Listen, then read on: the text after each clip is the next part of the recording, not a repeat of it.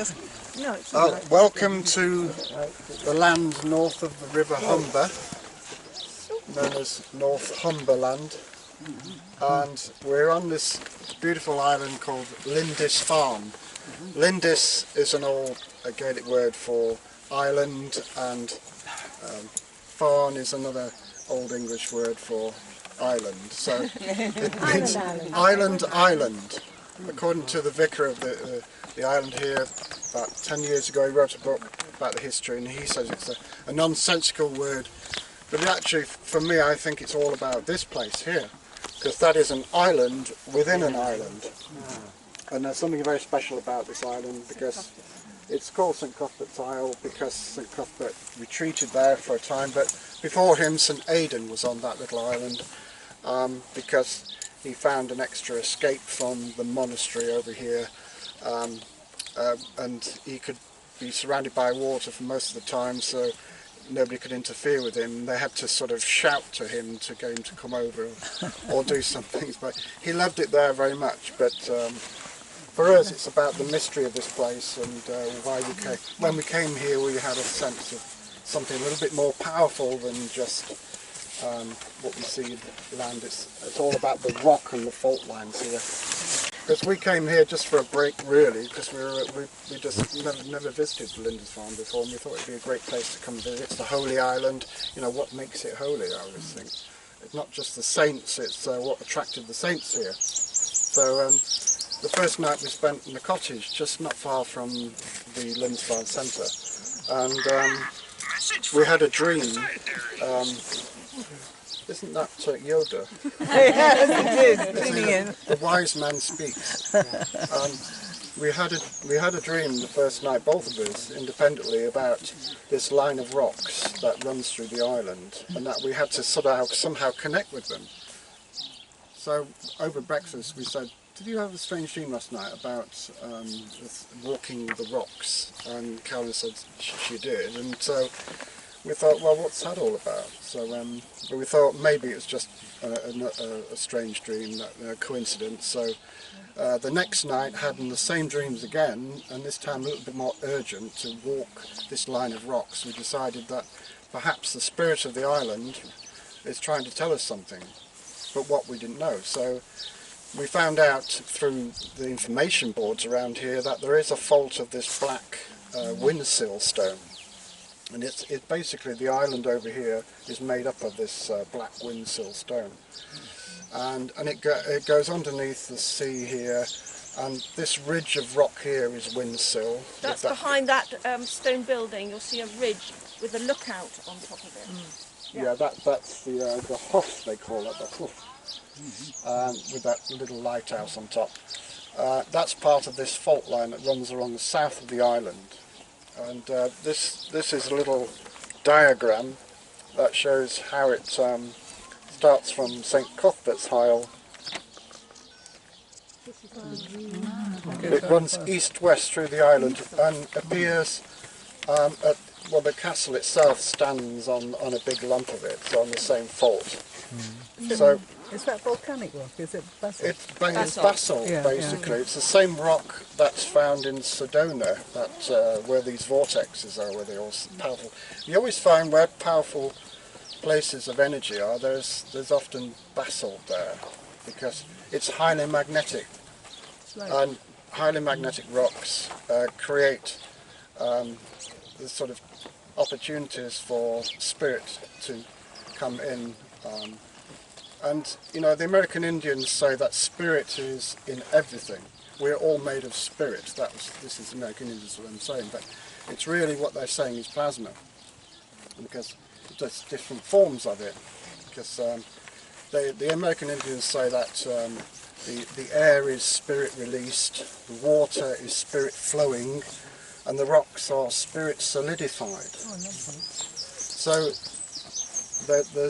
we can connect with rocks because we are part of the spirit, and so the rocks can give us information if some of us are tuned to it. And I know quite a few of you here are stone people, and stone speaks to you, not in a disembodied voice, but in their hearts, and I was like this since a little boy. There's always something about stone that drew me to these places, like even standing stones as such. But here I felt there was something very special about this magnetic rock, which actually goes right through the island, that loops around, makes up the Farne Islands, and then comes back to Bamburgh Castle over there, and then goes inland and forms the ridge that Hadrian's Wall is on, and continues on, but then goes underground, underneath the Great Cambrian rocks. And we found through research in geology that the streaks of this windsill basalt, this magnetic stone, goes all the way up to Iona. So it seems interesting that when King Oswald came to Bamburgh Castle, and he wanted to bring his capital here, he decided to Christianise the area, and he brought St Aidan from Iona to here to create a Christian church on this side of the country, in his realm. Aidan couldn't only speak Gaelic, but the peoples here were Celtic peoples, and they couldn't understand Aidan, so King Oswald had to be his interpreter. So often you hear of places where Oswald and Aidan visited. It's because Oswald was the interpreter. And this was around about 630 something, 635. So it's quite early times.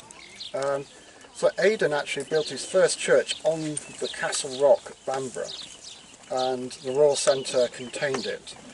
But after a while, Aidan was fed up of all sort of military energy around him and constant noise, and so he asked Oswald, can I have and build a monastery somewhere on your land? So Oswald says, well, from here I can see the Lindisfarne Island, so and that's surrounded by water half the day during the day, so you can build a monastery there. So Aidan came here in 635, built a monastery, of which that church there is part of.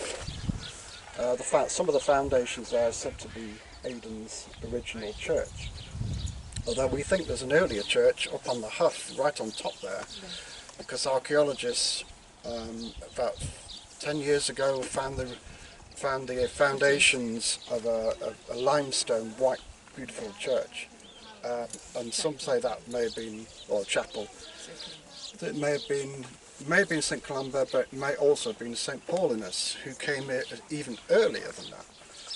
No Druids here before these? Not that we know of, but not not as far as the tradition of Iona is concerned. There isn't that history of Druids here. Perhaps there was, but there's nothing written or no folklore or myth. But I would think that they would have done it. It's such a special island. And as Gary said, because of the ebbing and flowing of the water hitting these very magnetic rocks, it does create this thin veil sort of atmosphere, this very heady atmosphere, which is why we were able to dream so vividly and be connected through our dreams to spirit to show us what we needed to see, which was the eventual creation of the Holy Axis. And of course, looking across to St Cuthbert's Isle, so many sightings of St Cuthbert, so many noises and sounds come from there, of apparently him hitting an anvil. What that's about, I'm not sure. But you know, Aidan, or certainly the Celtic Christian states knew that this particular little island, because it's also cut off, is very, very special to connect with spirit and, you know, the cosmic realms, basically.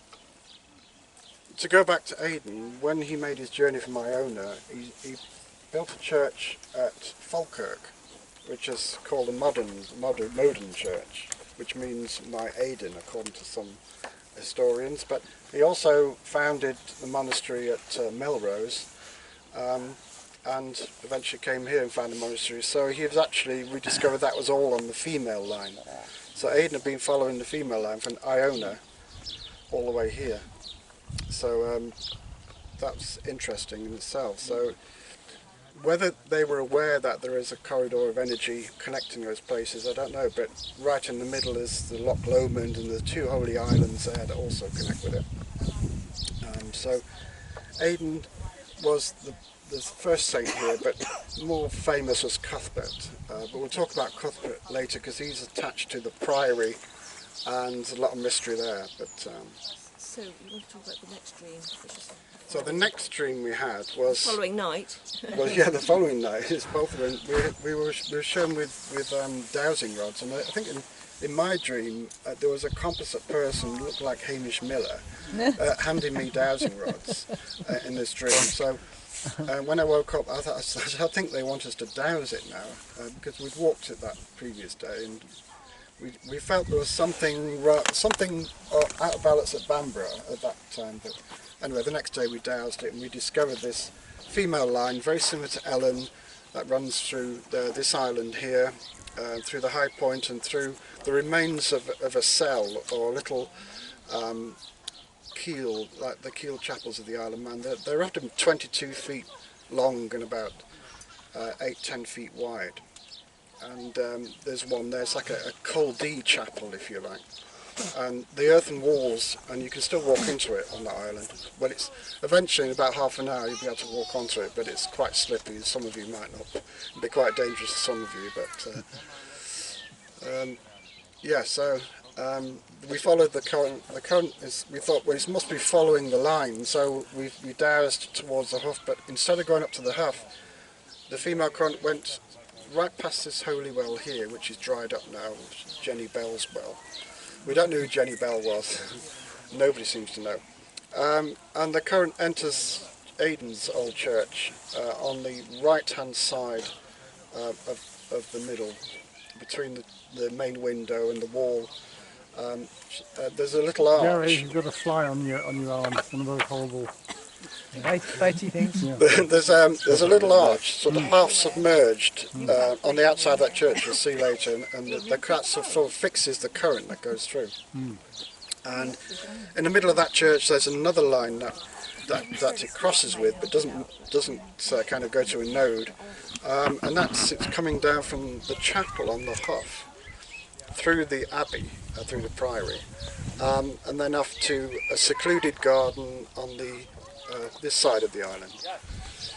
But we didn't want to follow that one. That was just another trail. So we carried on following the female through the priory, and it was that point there where I had another dream than the night before. Because sometimes you have more than one dream in one night. And there was a druid, speaking of, just reminded me what Lawrence was saying, who took me around the priory, and he showed me these standing stones. And he said, at one time, like Iona, there was a stone circle here. And he pointed to one big stone. He says, that is one of the stones that have been kept in place. So, and as I was walking through, I saw it, the same stone that was in the dream. So you'll see that later. So there was definitely something prehistoric here, possibly druidic. And then, of course, the current goes through where I think Cuthbert was buried, across the bay Called the Ouse. And then skims the side of the castle through and heads towards this flat mound like a Silbury Hill, but much smaller. And there we found several lines of crossing. There's a bit of a hub of energy there, so well, you dowsers might find something very interesting there. We did trace one of the lines coming from St Andrews up to Dundee Law, and that seems to have got quite a good number of sites on it. So it is. Nobody knows. It's called Little Beblow Hill, but we'll talk about it later. Nobody seems to know anything about its history, how it was formed.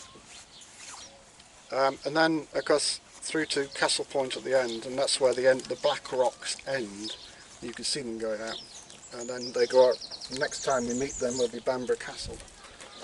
So eventually we discovered over many years of dowsing the female line, and then of course we went to Bamborough, found her counterpart, the female dragon, the male dragon crossing at Bamborough, but they also crossed before that at Farne Island, so we went across there to find that, and of course this is their path through Northumberland on this diagram here.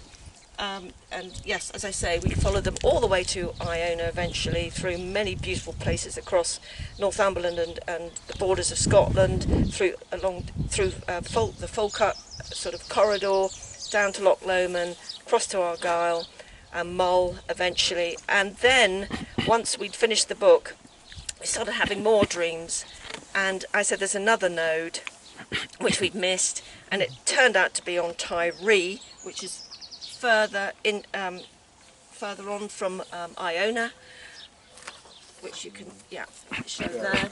Yeah, right on. Yes, which was according to the information, it's where a lot of the monks of Iona grew their vegetables and grew their wheat, because it is a beautiful fertile island full of cornfields, and there's farms there today. But what was fascinating was this black basalt rock goes all the way through and surfaces at Tyree. So that's what they were connecting with. It's very powerful. And there was another node on Tyree, which we ended up putting in as an appendix. But that was fascinating to find that we were still following these rocks, not just across Northumberland and Scotland, but eventually through to Tyree. The Tyree map. Yeah. And the node point was actually a stone circle, a double stone circle. Yeah, and there's standing stones on Tyree as well, ancient Culdee chapels. It's a beautiful place to visit if you ever are that way. But yes, it's a very beautiful island, and it's a very healing island, and we both had very strong experiences there on that level. So that was our story, and it all started here, on our dreams on this island, that we found this great corridor of energy, the line, the male and the female dragons, all intertwining all that way. The other thing is that Cuthbert's supposed to be banging out these beads on that island, because the noise is it's like a metallic sound, but often that noise has been heard in other places of psychic activity, this clanging sound. It's an otherworldly sound, and the locals thought it was somebody banging an anvil with a hammer. And so the story goes that Cuthbert's over there creating these beads. Yes, that's in other areas it's the hammering of the souls. So this unusual metallic banging sound is often heard in many places across, and in Ireland, of course. But there's beads that are found only in this area here on the island. There's Beadnell Bay over there. There's some more of these beads, and they're little, what they call crinoids. They're sea urchins, like sea lilies actually, and they're segmented, and they break up and they form these little rings. I don't know if anyone's got any with them. Claire, you haven't got one with you, have you? I haven't got one with me. No. No, but I used to have a few. Claire's found the best ones. Because Yeah. they're so tiny. Got a full necklace. Yeah, that's right, exactly. And some people do. They're found in the sand around here. Yeah, in the rocks. And the rock, Yeah, the rock pools. Yeah. So I mean, some people might, often spend about half an hour or so looking for them, but we're not going to have time to do No, that. and it's still, unfortunately, the tide is still sort of ebbing out, so it's not quite up. But maybe when we stop for lunch, which we will around 1 o'clock, some of you would like to come back, because the tide will be fully out then, and if you want to just They can go onto Cuthbert's yes, Island. but be very careful clambering across, because it's very, very slippery. But yeah, once the tide is fully out, which is not quite yet, you'll see some seals on the sandbanks over there. Oh, yeah. Yeah, can you see that sort line of of dark black. line? Yeah. There's all Yeah. seals. Yeah, They're those the are seals. seals. When they're in pup, they make a wailing noise that's quite eerie. You can hear it all over the island. Yeah, and then as the water recedes even more, they then have to get in the water and find another sandbank. Yeah, it's over So there. they have to move around as the water recedes. They have to, Near the obelisk. otherwise yeah. they'd be stranded.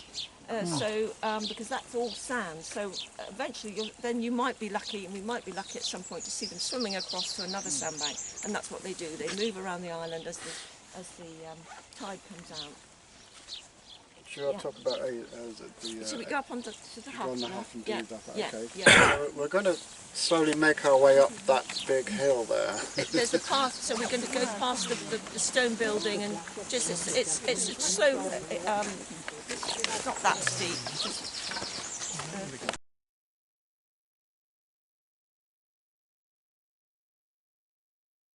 Lindisfarne Castle. Henry VIII put the first castle up here. Before then it was just a bare rock. But it's always been known as a place of fortification. It's called Beblow, okay? And the earliest name for Bamborough is Bebensburg. So you've got this Beb name. This hill here, this little hill with a flat top, that's called Little Beblow Hill. Okay. Is this Bedver? So Off here at night. we don't know. They presume that Beb is one of the Anglian king's wives called Beba, but there's actually an Anglian goddess known as Beba. So or Bab, Beb, Bab. So this hill was dedicated to the goddess, the same as the hill that Bamborough's on. They're both on this dolerite windsill upthrust of this fault line, these blue stones that we were following. Oh, that looks like a church up there. It's actually, it's not a church. It may have been used as a chapel for the Lutwin family. But the female cone goes this side of the rock, half through that room where those windows are, and crosses with other lines on top of that flat top hill, which we're going to head to next. We're going to feel and sense the energy, douse the energy, if you like, on that little Beblow hill. That's where we're heading next. This belongs to the National Trust now, which is strange because the Priory is English heritage, but the castle's National Trust. Go figure that one. Little Beblow Hill. But it's marked on maps, so it's a real standing stone. But after 1880, the next maps show nothing. So 1920s, 30s, 40s, nothing shown, but 1880s show a standing stone. Yeah. So it's obviously been broken up probably by when they were doing up the Priory and there's a Christian centre or something. They couldn't resist getting rid of the devil, could they? They couldn't resist getting rid of the pagan stones, which probably marked a line because as see this wall here is a line to this point here, so it couldn't well be the stone material. So where's the well? Where's Breach's Well? Huh? Breach's Well, the well? The well, Or up the this coming track, up this track, yeah. We better move it. Bride or Bridwell?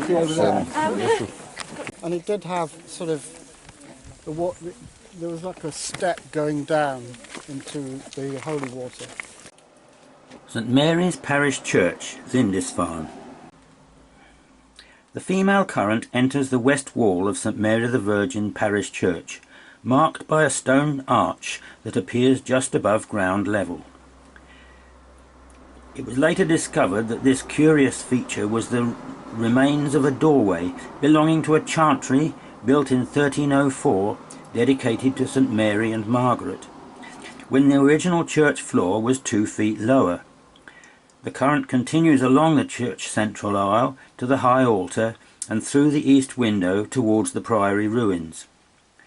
Under the chancel arch, she intersects with a north-south flowing male energy line without forming a node, as if operating on a different frequency. The old parish church lies at the centre of a small island community and serves an all-year-round focus for thousands of visitors and pilgrims of different faiths. The building stands on the original site of St Aidan's Monastery and wooden church, founded in 635 CE, dedicated to St Mary the Virgin, all contained within an earthen boundary ditch and bank. Another church dedicated to St Peter during the time of Finian, Bishop of Lindisfarne, was located a short distance to the east where the Priory Church now stands, on the same east-west axis as Aidan's Monastery. St Peter's was adorned with elaborate carvings in the Irish style and served the monks, whereas St Mary's catered for the wider community. In the early 700s, various Viking raids devastated the island's monastic settlement, which led to its complete abandonment in 875, the surviving monks having fled with the relics of St Cuthbert. Later, a stone church replaced the wooden church of St Mary, and a chancel was added in the 12th century. In the 19th century, it was subjected to a thorough restoration, incorporating remnants of the original 7th century structure, such as the quern stones at the base of the chancel arch. The removal of internal plaster revealed its striking multicoloured stones and part of a round-headed Saxon arch. The doorway to the Chantry Chapel, on the Bride Current. There is a small diagram of the present church hanging on the wall, showing the whereabouts of the old Saxon foundations, marked in red. The plan is a result of a dowsing survey by R. M. Bailey, H. Cambridge and H. D. Briggs, which was published in Dowsing and Church Architecture in 1988. According to their plan, the crossing of the female dragon current and the unknown male energy line under the chancel arch was marking the exact location of the Saxon high altar. They were curious to know where this male energy line may lead, so they followed it through the priory grounds to the top of the Howe, where archaeologists uncovered a stone chapel, thought to be the very first church built on the island before the time of Aidan. According to Bede, St. Columba sent missionaries to build churches at specific sites in northern Britain to spread Christianity across the heathen lands. Could this be the first seeding of Christianity from Iona? The female current leaves St. Mary's Church through the east wall and then runs to Lindisfarne Priory. Inside the ruins, it continues through an impressive carved Norman dog-tooth arch, once the ceremonial entrance that led into the nave, of which little remains. The current widens as she travels down the central east-west aisle of the old priory church, incorporating its lofty sandstone pillars. Within the evocative ruins, the line clips a deep well that supplied drinking water for the monks. When first here, as Gary passed through the priory doorway, he remembered a lucid dream that he'd had a few nights before. As a monk guided him around the ruins, he told him that, like Iona, this priory stands on a former megalithic site, and that one or more of its revered stones are in the foundations. Furthermore, the powerful telluric energy of the megalithic site was transferred from the old site to the new. He asked his dowsing rods to show him one of these unique stones, and soon he was standing at the edge of the south transept, where he found a sizable unhewn megalith lying on its side within the flow of the current. Many have witnessed the ghost of St. Cuthbert wandering round the ruins, particularly in the area of this stone. The female current runs from the well, which is in the background, to this stone. Duddow Stone Circle. Alive, and as Gary said yesterday about spirit solidified, the stone is spirit solidified, so that's what you need to think of this place and these beautiful stones that greet you here. And we know of many people who have very special experiences here, and actually, you know, have very strong experiences later, having visited this place on a very highly spiritual level. So it'll be interesting to see how you all feel when you connect with these stones. We just want to give you a little brief history. Do you want to just say a few things, Gary? Well, they are Bronze Age, early Bronze Age, 3000 BC to 2220, something like that. There is originally 7 stones here. There's only 5 at the moment, and they were known as the women. Also, they were known as the 7 turnip pickers. The 7 turnip pickers, yes. Which is a bit ridiculous. And the singing stones. And the singing stones. Now, the singing stones comes from the fact that they do whistle when certain winds from certain directions blow, because of their shape. They make a whistling noise. So how amazing is that? That's almost like sort of resonance, isn't it? The vibration. And I think, look at its position here, surrounded by fertile fields. I mean, this circle has been here for thousands of years when farming began in this area. So the circle came with the farming. There's a clue to that. You know, it's about fertility of the earth that we don't understand today. Today we plough lots of chemicals in our fields to make the crops grow. In those days they used energy that would change the molecular vibration of the soil to make it more fertile. And thankfully, you know, this area, as you can see, is still fertile, perhaps thanks to these stones. And I think the wind, the air, if you like, spirit released on the stones, in the soil. You know, I notice that there's sort of probably water around here underneath the circle, springs around it, so it has all the elements, if you like, that draw spirit to this place. Because you need, and if you had fire as well, you'd have the full spectrum to bring spirit.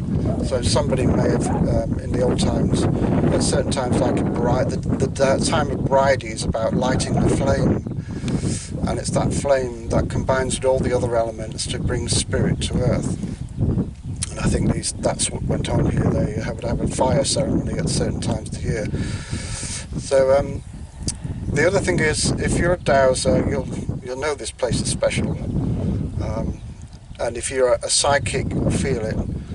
But for ordinary people, science people, they think, well, these are just monuments of the ancients. They put them here because, you know, like today we build monuments on hilltops, just to say we were here. You know, this is how great we are. But the energy aspect of it says different. It's a bit like the pyramids. You know, they're tombs. You know, but no bodies are found in them. And yet the energy in the water and the structure, everything says, you know, they are devices, structures to create energy. And these are structures to create energy, built around the same time as the pyramids. So there's more to these circles than meets the eye. My first ladybird for 2 years. And there you are, it's a lucky omen for Yes. life. I haven't seen a ladybird for 2 years, it's scarce. What did I say about seeing So the one other thing is the connection here with the Holy Axis, because that's what it's all about. Across here in the trees is the great Dodo Castle. Unfortunately, it was dynamited, like many of them around here, including Bamborough. And that marks the Holy Axis itself. It goes right through that tower. But the tower's built up on a mound as well. It's actually where the bus was parked, Yeah. so it's actually in the village. Yeah, it's just over that hill. Yes. But your dowsers might find a line, or we found a line that connects with the Holy Axis from this circle. So we somehow felt it was important that the alignment, although it's just a map drawn line, the other two currents would not exist without the line. So it's a tripart thing. The three go together: the alignment, the male and the female. And it's what we call the hidden way. In Freemasonry, you've got the pillar that represents male, a pillar that represents female, and a hidden central pillar that represents a kind of neutral spirit pillar. And that's what the Holy Axis is. So here you're connecting with the spirit pillar of the Holy Axis. And it's the hidden pillar on underground streams, secret societies. The middle pillar is the hidden way that we all try to achieve when we grow spiritually. So bear that in mind. point of balance? Yes. Yes, the phallus. Yeah. No, the point of balance. Point of Point of balance, balance, yes, sorry, yes. yeah. And the phallus. Do you want to So the male one would be the phallus. just talk But- about these stones, about the line? Do you want to do it? Yes. Yeah. Julia, our friend Julia, where is she? She's here. Where are you, Julia? She pointed out to us that these two stones, this one and the other stone, they're pointed to the winter and summer. So this one's pointed to the setting. Is it no rising. Winter rising at the solstice, the winter solstice, the rising sun, and 1:30 degrees. yes, yeah, and the other one is to the setting. Summer solstice setting. Yes, that's it. Yeah. So these two stones, that one and that one's right opposite. It's quite significant. Yeah. Yeah. Yeah. So yes. just connect with the stones now.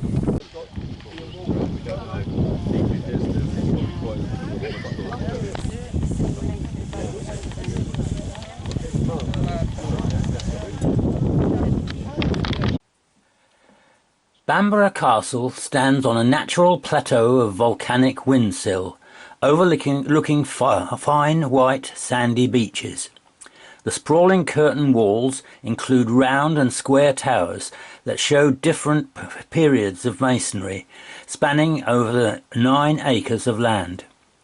Rising out of the centre of this Camelot-styled fortress is the original Norman keep, dating from 1164. Such impressive architecture indicates the strategic importance of this isolated rock from ancient times. The castle became the theatre of early Christian saints and high kings, whose fame has inspired writers and poets up to modern times. The Holy Axis alignment enters the mainland through the castle's south-east entrance, passing close to St. Peter's Chapel and through the Norman Keep, and leaves the fortress through the Bell Tower, also known as the Clock Tower. The 12th century English chronicler Simeon of Durham wrote of Bamborough Castle in Historia Regum, History of the Kings. He says that there is on the west and highest point of this citadel a well, excavated with extraordinary labour, sweet to drink and very pure to the sight. He also refers to a hollowed entrance, which is St. Oswald's Gate, the opening cut through solid rock. It faces Lindisfarne Castle, where the bride's serpent had been found. He also mentions the first church built at Bamborough, founded by St. Aidan, dedicated to St. Peter, and an ancient well, now inside the keep, both on the Holy Axis. Here we see St. Oswald's Gate, looking southeast. Walking round the exterior, Gary and Caroline had found Bride disappearing through a stone stack at the northwestern end of the walls from the direction of Lindisfarne. This is near St. Oswald's Gate. Then they identified another serpent current flowing through the bell tower, marked by the Holy Axis. Observing the trajectory of the currents, they felt that they formed a node somewhere inside. Visiting the bell tower, they followed the male current to a finely carved stone seat, a replica of an 8th century throne used by Northumberland kings. Meditating in this chair, Gary started to see a series of images, as if receiving a download. These were later found to be places on the male current. From the throne, the male current enters the keep's west wall, before heading out to sea through the inner ward towards the Farne Islands. The edge of Bride overlaps with the male current at the throne, before both go through the walls of the keep. The actual node is inaccessible. The well in the keep has a wellhead with Victorian restoration, but according to various sources, the well shaft dates to Anglian occupation. Cutting the shaft was a tremendous achievement at the time, penetrating 450 feet of solid rock. The sides of the shaft are completely smooth, and how it was done so precisely is mysterious. This stone is the nearest point to the node on the outside. Near a place where the feminine serpent energy had been detected, there were 2 magnificent carvings on the ceiling, one of a green man and the other a dragon. There were other dragon depictions around the castle. The Lugh current flows along the back of houses on the north side of the green in Bamborough village to enter the parish church through the east window of the chancel. Dedicated to St. Aidan, the site has Saxon origins, and a Norman chapel was erected here for the villagers, serving the castle and its extensive estate. Folklore attached to the church says Aidan's original wooden Celtic church stood on this site, and inside there is a preserved beam under which he supposedly sheltered before he died. In 1121, Augustinian monks from Nostell Priory in Yorkshire rebuilt the Saxon chapel. Gary and Caroline were awestruck by the magnificent reredos made of white Caen stone, depicting 16 characters from Bambora's early Christian heritage, including St Oswald, St Oswiu, St Edgar, St Aidan and St Cuthbert. Also within the chancel is the recumbent effigy of a knight, which legend says is Sir Lancelot du Lac, the son of King Ban of Benwick and Queen Elaine. This well-known folk tale may originate from the myth that Bamborough was his home, known as Joyous Gard. As romantic as it may sound, the tomb belongs to Sir John Forester, a Crusader knight from the 12th century. He fought in the last crusade at the siege of Acre in 1191, accompanying King Richard the Lionheart. However, Sir John's brave exploits against the Saracens matched the courage and prowess on the battlefield of the legendary Sir Lancelot and the Celtic warrior Lugh. According to accounts of the final conflict in the Holy Land, a party of Saracens attacked and surrounded King Richard. As he was about to be overpowered and made prisoner, Sir John Forester and his knights saw the danger from a distance and attacked with his lance, shouting, "To the rescue! A Forester! A Forester!" Afterwards he was awarded the governorship of Bamborough Castle, his descendants continuing to live there for another 500 years. Forester died in 1220, so perhaps his exploits defending a king with such bravery inspired French writers of the Vulgate cycle to create the character Lancelot. If so, then Forester is the embodiment of this legendary knight of Arthur's Round Table, and therefore symbolically the warrior Lugh. Lugh enters the chancel through the reredos and high altar, continuing to the nave altar at the centre of the church, and at the font beneath the tower. Above the font is the legendary holy beam, said to have miraculously survived 2 fires, and the buttress that Aidan leaned against when he died. Nearby is a modern shrine to St Aidan, erected in 2013 by the Archbishop of York, John Sentamu, with a plaque that reads, "According to the Venerable Bede, St Aidan, Bishop of Lindisfarne, died near this place, AD 651.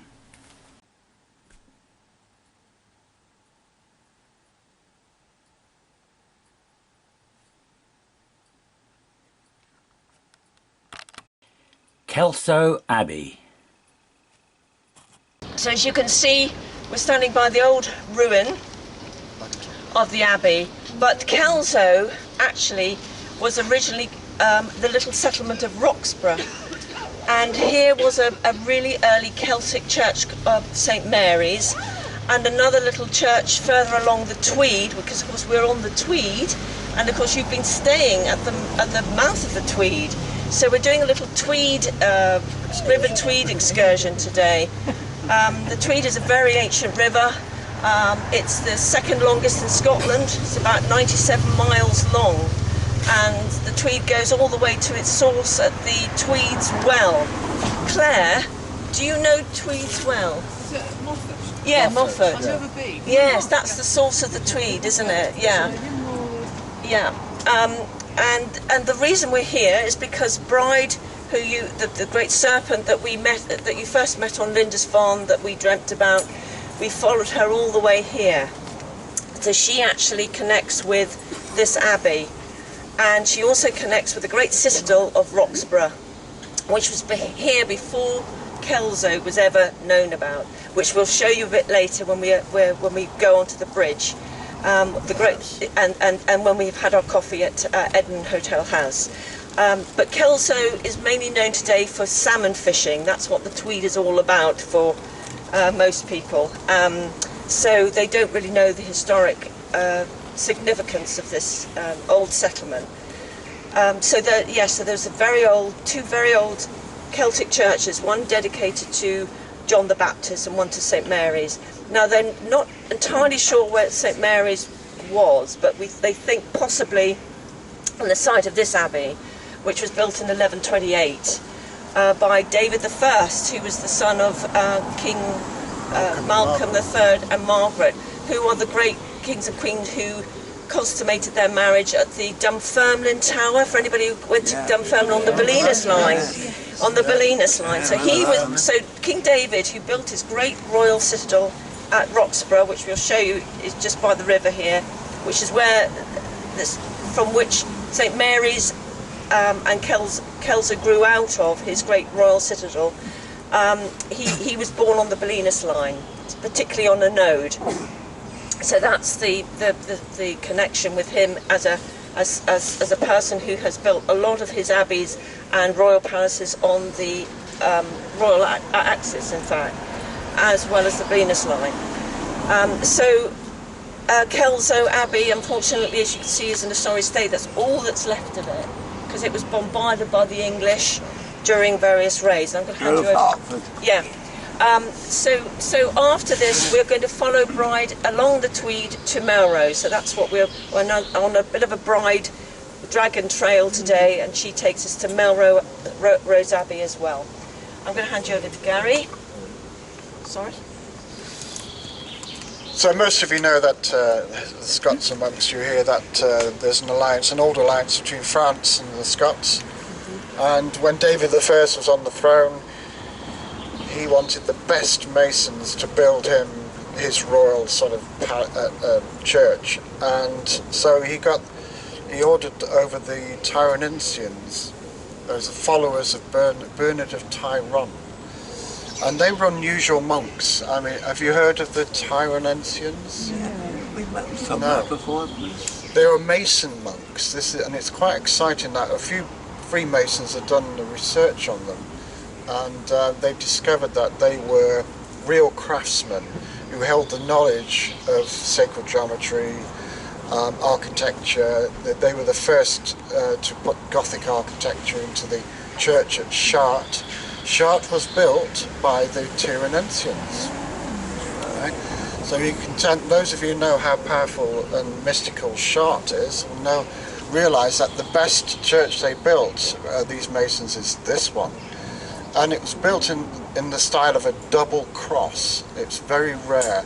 So one side mirrored the other. So there was not just one transept, but two transepts and one massive central aisle with two chancels either side. So it's like a double monastery or a double temple, double abbey. It's unusual. You see some of the stonework in front of you. I'm afraid a lot of it was I'll just get some pictures out. Dynamited and blown up. I think they chose this one especially because it held a lot of secrets. So this is. You can see the original, well, how it would have looked much bigger. a few hundred years ago. Yeah. It was still a little bit more intact. And the doorway there. Great doorway. Very, very, the lattice work and very, very fine carving. That's how it would have looked originally. But the thing is, they were aligned with the Templars, and it's said that the Templars brought some of the relics over into Scotland and left them with the Tyrannensians, and that Kelso Abbey housed the Dead Sea Scrolls that were found by the Templars. So, and that's written up. Well, it proved no, but it's a story that the Dead Sea Scrolls came here to Kelso, and were held by these monks in this abbey. So it's a very special place. Unfortunately, there's a school an old school that was built on the site of the high altar on that side, but it's a school that Walter Scott went to, and some of his relatives are in the little graveyard outside that old grammar school. Gary, yeah, the Templar connection, and it was the Earl of Hertford who destroyed this place, and yet Hertford, if you think of English towns, Hertford is probably the most Templar, isn't it? Yeah. It's a sad story, but there's a lot of mystery in it, and a lot of the important symbols in the abbey were destroyed. So that's why it held too many secrets. This place. I just wanted to also talk about Sir Walter Scott, who went to school here. As many of you know, he was a great literary genius, but he was actually a lawyer, and he was a sheriff of this area, as well, but he seems to be very connected, particularly with the Bride current. Although he was born in Edinburgh, he spent his great, all his formative years here in Kelso, where he had family. And when we traced the Bride current through the town of Kelso, most of the houses that she went through were all associated with relatives of Scott, where he stayed as a boy when he was being schooled here, where his grandparents lived just beyond Kelso at near Smolholm Tower, where he played a lot as a child, and he kept following Bride, lived and died on her current at his house called Abbotsford House, which is just west of Melrose. And of course he's got a lot to do with Melrose, which we'll go into later, but it's interesting that we keep finding him all the time. And as I say, he wrote, when he found Abbotsford House on the Bride Dragon Line, it was just a farmstead, and of course with his money he made it into this great manor house, where he created some of his best works. And he also brought into Abbotsford House, and it would be great for you one day if you want to come back to visit it, because it's full of carvings that he found from various sites, some on the Belinus line. He loved collecting Roman carvings from Roman forts. Also he's got a lot of replica carvings from Rosslyn that he's got all over the house on the outside too, and Melrose Abbey. He collected some of the old masonry and took to Abbotsford House, so he seems to be very connected. Yes, of course he wrote Lady of the Lake as well, so he's a very interesting character, and we keep wondering whether he was influenced by Bride in his literary world. Just one other thing I wanted to mention was that his Scott's View. Yeah. So one of his famous places he loved to stop with his horse is called Scott's View, which is between here and Melrose, and it's high up, and it overlooks the great Eildon Hills towards Melrose. On Old Melrose, unfortunately not. But below is Old Melrose, which we'll go into later. But there's a direct line that we could actually see in the landscape when we studied it and saw it. It's sort of, there's this a lay that goes from Scott's View right to Melrose Abbey. And this is where he was drawn to all the time. And during his funeral cortege, apparently his horses knew to automatically stop there on the way to his burial. So again, this is where the Bride energy we found went through Scott's View, and a standing stone behind on the hill behind. So it's just very interesting that he should be connected all the time. And as I say, he died on her line. You remember Drumhills you went to last year? 2 years ago, 3 years ago, where Merlin supposedly is buried. Had his triple death.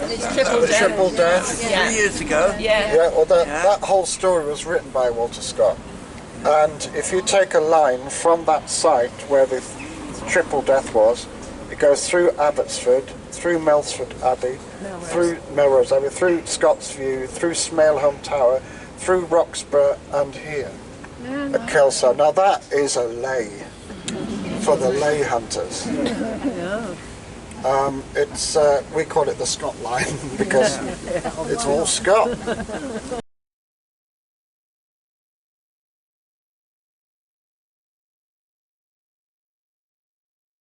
The actual hill fort is hidden away in trees over there. There's some big gypsy meetings here. Yes, there was, yes.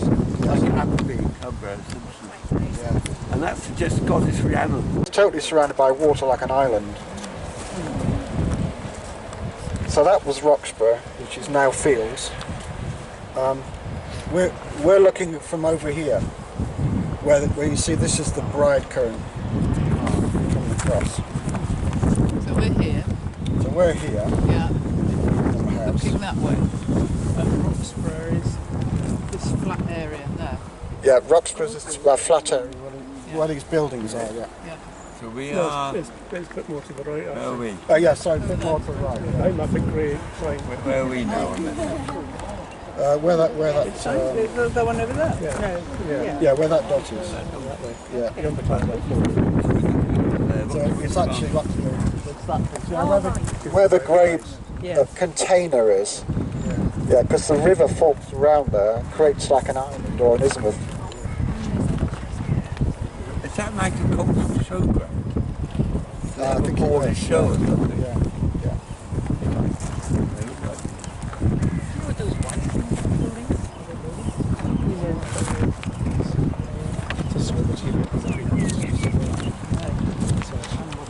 The Citadel at Roxburgh by Margaret Peach.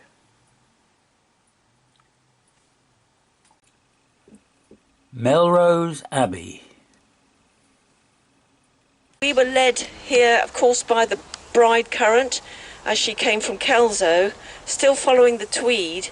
But first of all, she took us to a wonderful bend in the River Tweed, east of here, which is called today Old Melrose, or it was called Mail Ross.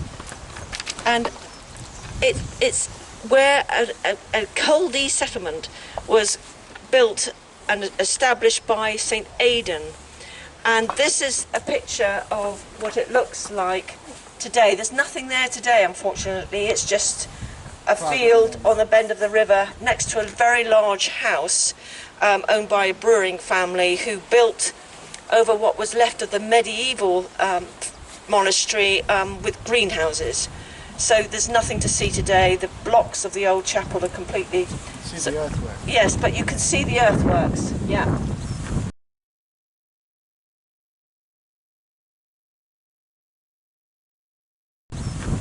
But this was the original settlement before the kings of Scotland claimed this area to build their new abbey.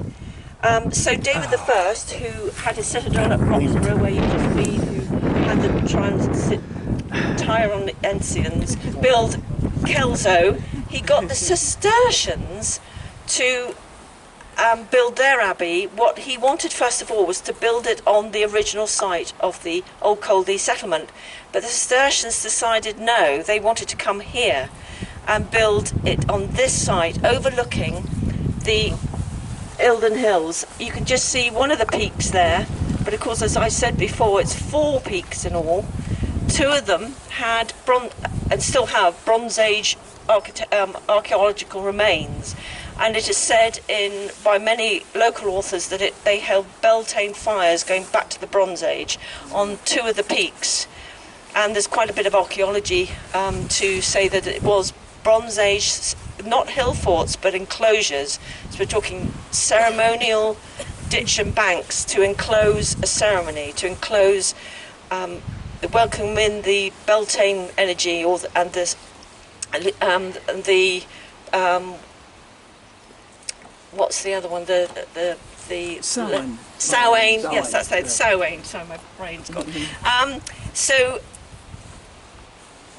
So this is why they chose this site, we believe, is to draw in the energy of these great Eildon Hills, because the energy is tremendous, and it takes a while for you to really understand this landscape. You have to be here and travel around it, because there are many views of the Eildon Hills where you can see 1 peak, you can see 3 peaks, and you can see 4 peaks, and you have to be in various directions, and the views of it are all stunning and very special.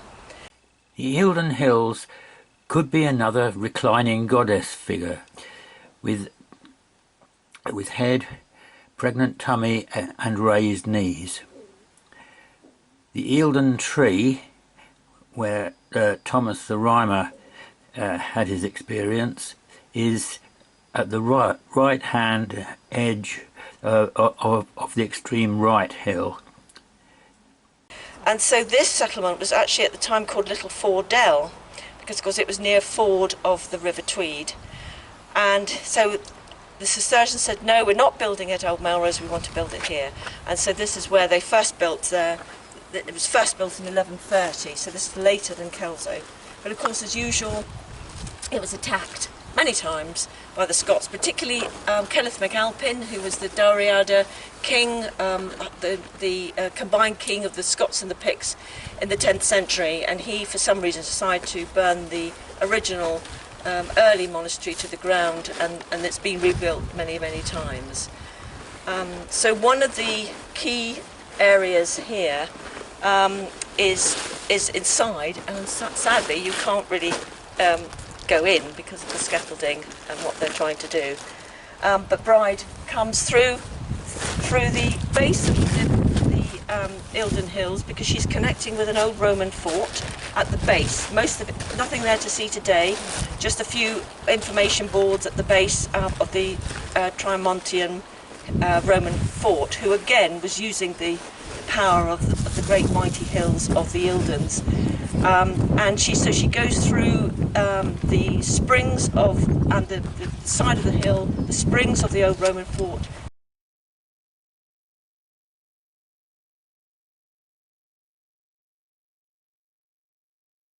And then she, having gone through, of course, Old Melrose first, and then she comes east-west through the axis of the monastery here.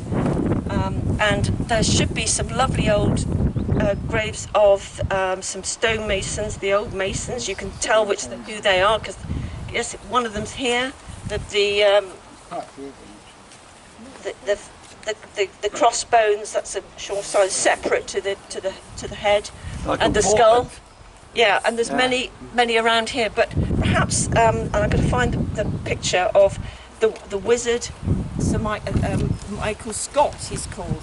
Well, just to say that long before the Masons built Old Melrose and New Melrose, the Romans controlled this area because it's a meeting of pathways from all over different parts of Scotland. So they built one of the biggest forts in Scotland here, and they named it Trimontian, which means the three mounts, three hills. And it was able to provide accommodation for 5,000 troops. So it was very large, and it's in the open field areas directly east of here. It's in a place called Newstead. You might saw as you came when you saw signs from Newstead, Roman Trimontian, and opposite you would have seen a sign saying Rymerstone. And it's that's up a path. It's just a monument now, but it's supposed to be where an otherworldly event occurred that was written by Walter Scott, wasn't it? Yes, it was written by Walter Scott. I'm just finding a lovely quote I've got here that he wrote. This is it. Yeah. So I will just tell you, it's about Thomas the Rhymer.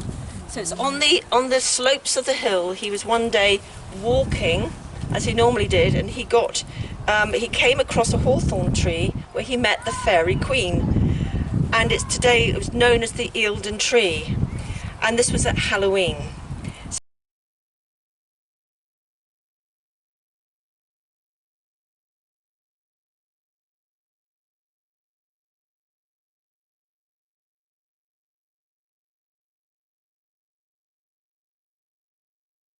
So this is the story. So at the beginning of each summer, when the milk-white hawthorn is in bloom, anointing the air with its sweet odour, and miles of golden wind adore the glens and hill slopes, the fairies come forth in grand procession, headed by the fairy queen. They are mounted on little white horses, and when on a night clear soft moonlight the people hear the clatter of many hooves, the jingling of bridles and the sound of laughter and sweet music coming sweetly down the wind, they whisper to one another, "'Tis the fairy folk's raid," or "Here come the riders of the Shee." So this is on the slopes of this hill. So when they appeared on this one occasion, they met Thomas the Rhymer, and he was seduced by the fairy queen into their elf land, and according to a bard, he stayed there for 3 days and then was allowed to return. However, when he returned back to his village, they told him that he'd actually been gone for 7 years. And sound familiar? yeah, so of course this is one of the many stories we hear, isn't it, around the country, which sounds very much like some sort of abduction whether it's by a fairy folk or by some other alien means, or even a light that he followed, you know, a plasma light. And when he appeared, he had the miraculous gift of prophecy, which is another similar tale that we hear. And so we believe that perhaps he walked into some sort of magnetic vortex that, because of course these hills are on fault lines, and at certain times during slight seismic events, the magnetic energy changes and can open portals, and this is what you hear a lot in many, many stories. I mean, we found this on the Isle of Wight. The Isle of Man has got many, many stories of time slips, basically. And we found many along the Holy Axis, which we've mentioned in our book. So like the food thing, not to eat. Oh yeah. Or consume anything. Yeah. Apparently you can get back as long as you don't consume anything while you're in the fairy world, or really take anything. As soon as you take something or eat something, you're stuck in their world. And that seems to be the same with a lot of abductions as well, where a lot of people haven't come back. Sadly, you know, we don't know what's really going on around us. The layers of different dimensions, different realities are going on all the time, different scenarios. Lots of scientists are realising now with the Hadron Collider that there's actually 11 dimensions beyond this one dimension here. And also parallel timelines on top of that. So, like for instance, a psychic went through one of these portals a couple of years ago, a friend of somebody I know very well, and ended up in a realm that was guarded by lots of iron gates and dogs, and it was England divided into counties, still with the name Wessex, Essex. So Wessex was an entity of its own, and it was like you had to go through gates to get there, military controlled, and apparently he was told that this is what would happen if William the Conqueror had have lost the Battle of Hastings. This is what that timeline would have been like.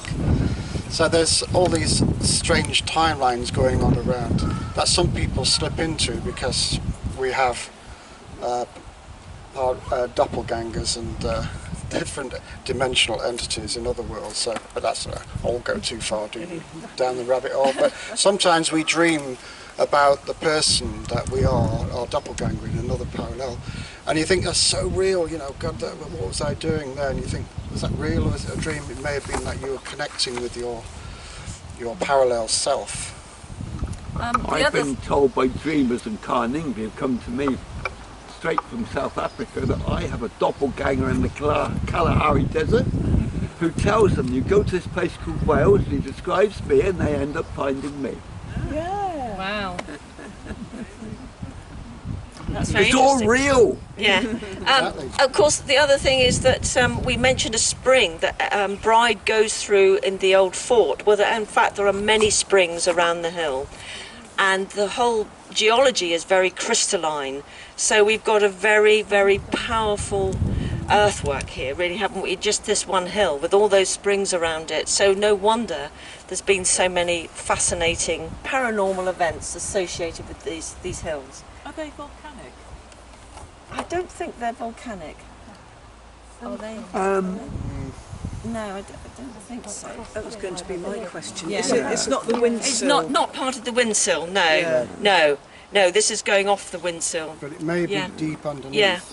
Yeah. There's certainly a lot of crystalline geology there. Was Cuthbert on this hillside when he learned of Aidan's death? No, that was Lammermuir Hills. Oh, that's further north. No, yes, yeah, that's right. That's another area where Lugh actually goes through, because he's further north of here. He splits from Bride and goes up towards Edinburgh, and he goes to the church very close to where Cuthbert is supposed to have had a vision. And interestingly, Channelkirk. Yeah, Channelkirk it's called.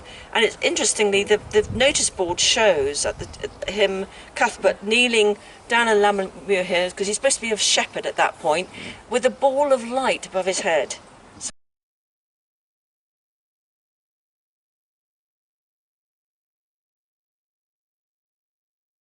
So we thought that was very, very interesting. And this is apparently through this ball of light he heard of Aidan's death, was told to go to Lindisfarne. Well, actually, he wasn't. He was first told to go to Old Melrose. So that's clearly... He did come here then. Yes, he came here. He came, but to Old Melrose. He's following the female current. Yes, yeah. Again, another saint very much associated with the feminine. So just before we let you go to have a little explore, this is Michael Scott, the wizard, who was buried here. His grave is no longer there, but we managed to find this postcard of it.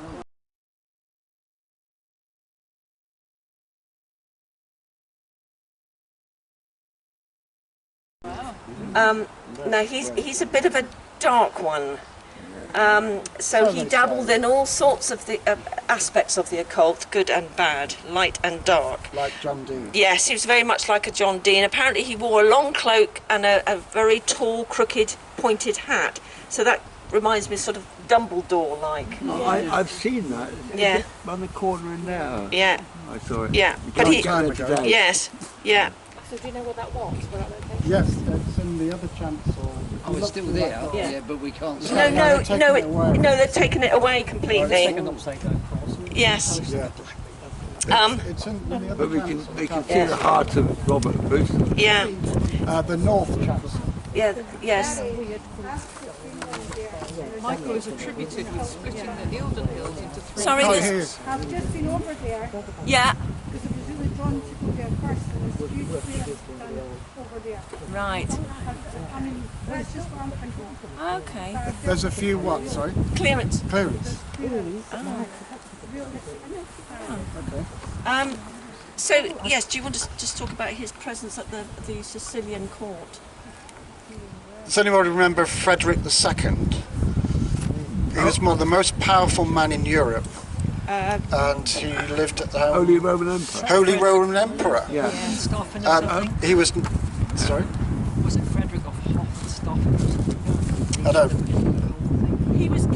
Yeah, it's Frederick II. His court was in Sicily, in the capital of Sicily, which Yes, is Enna. Palermo. Palermo. And we actually went to the palace. But he also had a palace at Enna, right at the centre of Sicily. Yes, and- of the island. And that's called interesting because Sicily is the centre of the Mediterranean, and Etna is the centre mountain of the Mediterranean.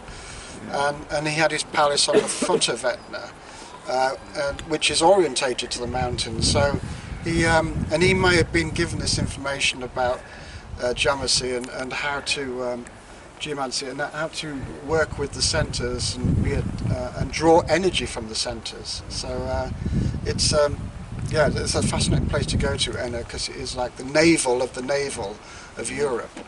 And probably what made Frederick II very powerful, because he was also Holy Roman Emperor. And Michael Scott was his wizard, like 12th century.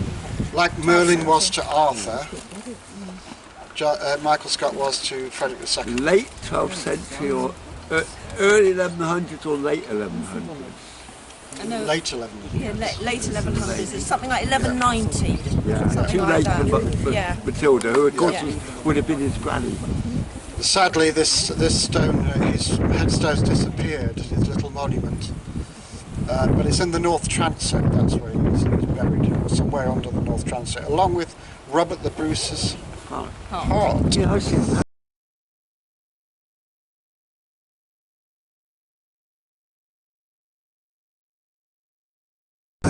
Yeah, and the rest of some of his body, of course, is also in Dunfermline. Yes, the rest of his body is in Dunfermline. And you know where that is?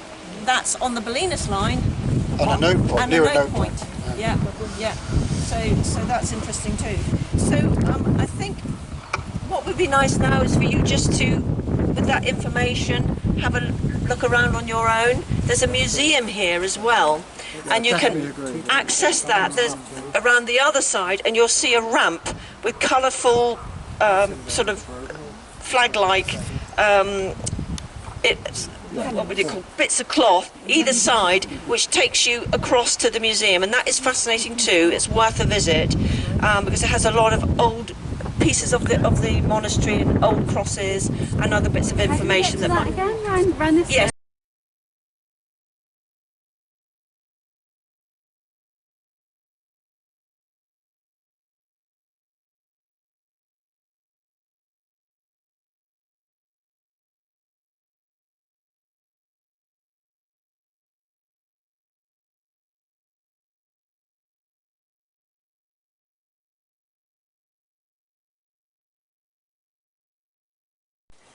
For this moot we stayed at Berwick-upon-Tweed, which is a border town now in England, but its national ownership has switched from England to Scotland and back again several times in its history. Its railway station is on the site of the Great Hall of Berwick Castle, which means that anyone standing on the platform is standing where kings of England and Scotland have stood, including Robert Bruce and Edward the First.